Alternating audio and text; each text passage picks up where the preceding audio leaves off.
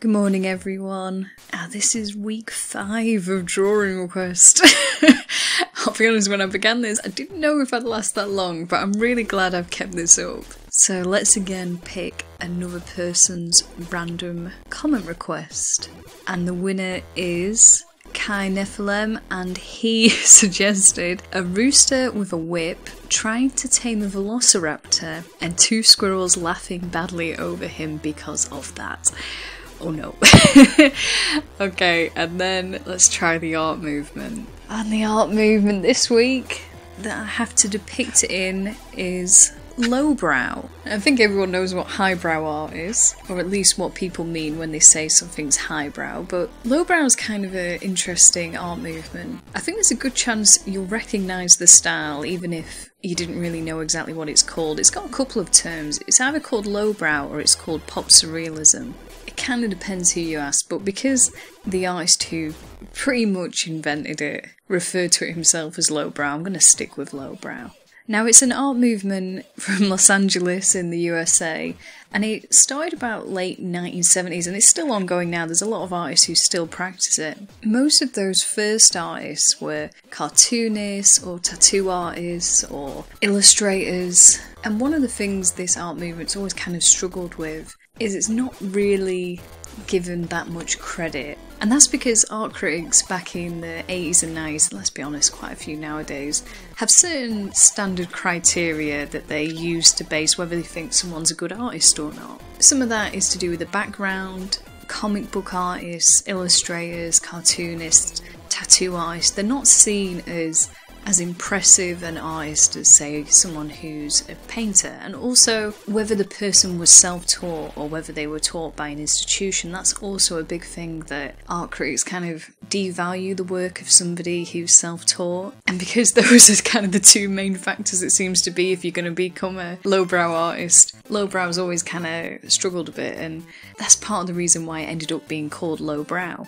Lowbrow in general means a drawing that's kind of funny, has like a funny motif to it, but also it has to be pretty bloody good technically. I mean, that's another reason art critics aren't a big fan. Art institutions kind of devalue that concept as well in that time period. So I'm going to draw a lot of the inspiration and style today from Mark Ryder, and the reason for that is because it spanned and is still ongoing as an art form, and because the artists who go into it are from such a varied background, I'm going to try and follow more of one artist rather than 40 years worth of artists over, like, you know, hundreds of places. And also because a big part of it is the pop surrealism. Your popular culture kind of depends quite a lot on that too. So I just kind of want to have a specific idea that you can see where I was coming from. And like I said, it's an art form that's meant to be funny. You're meant to be joking about something or critiquing something in a very pop culture and surreal way. That's where the term comes from. But it's also a joke on highbrow art. The idea is this is lowbrow, it's unrecognised, it's not really credited as high art, it's not taken as very important, and the artists are revelling in that. I read an interesting quote while I was researching this art movement, and I wanted to share it with you guys. It was written by the New York Times, and they were referring to pop surrealism in general. And they said, "At first, surrealism and pop culture would seem to be like oil and water. Surrealism mines dreams and the unconscious, while popular culture is concerned with surface and commonplaces. But in recent years, they've been brought together in exhibitions concerned with proving that high and low are related."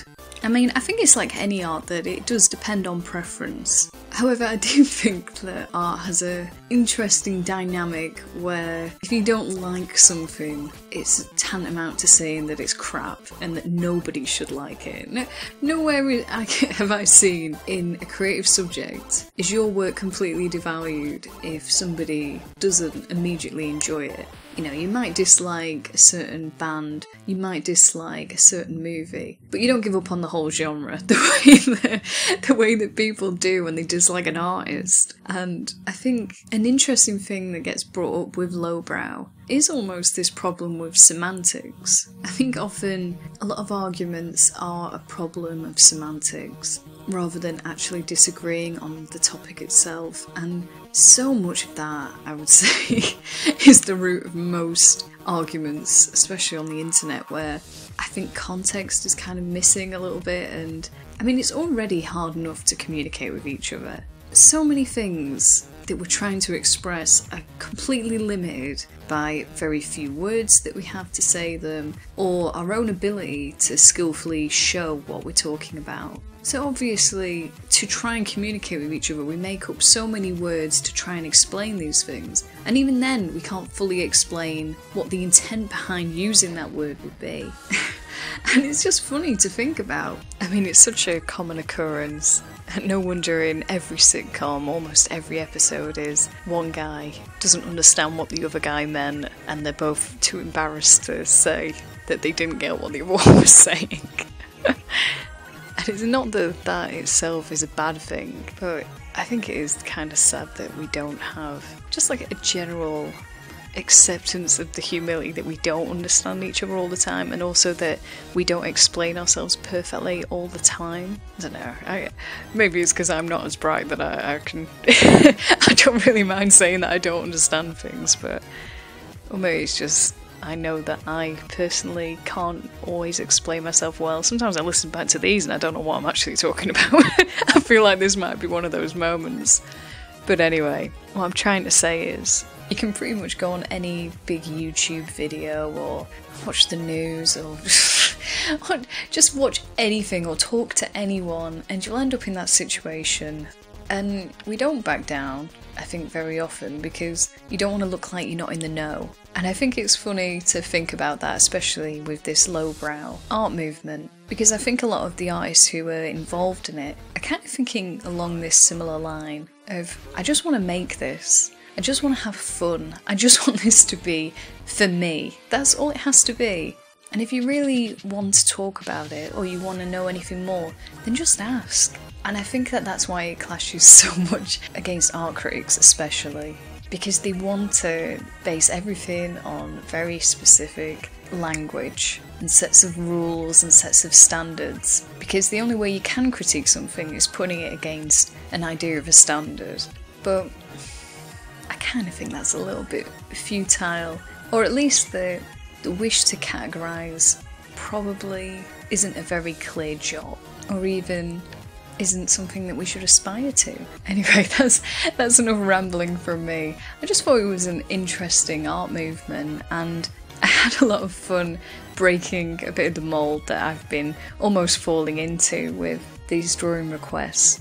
As you can see, I decided to go a more human route with the Rooster. A little bit of that is because Mark Ryder more focuses on humans, and I kind of thought it would be a bit of a fun twist on the prompt.